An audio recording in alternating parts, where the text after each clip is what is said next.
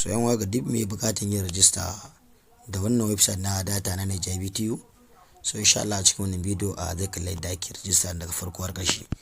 A registration ba wani wahala ne da shi ba. Na farko idan an tura maka da link kamar haka, zaka je ka shiga link din, misali kamar wannan, sai ka zo ka taba kan link din.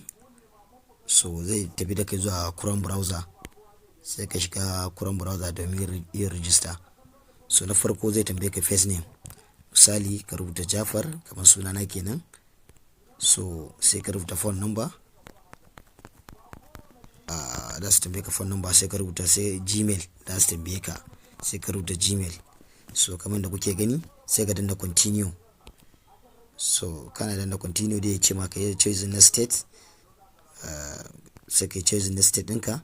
So ya password, so password guda 8 ne, sai ka choose na password guda 8 ko 00 ko 1234 zuwa 8 ko ma dai wani number guda ɗaya. Yanzu misali za mu yi amfani da 00 guda 8, 1 2 3 4 5 6 7 8, sai ka maimaita a ƙasa 1 2 3 4 5 6 7 8.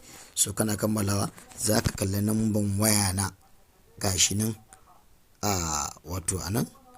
So wannan shine referral link dina. Wannan kai ma idan ka bude namban wayanka da ka bude da shi shine zai zama referral link ɗinka.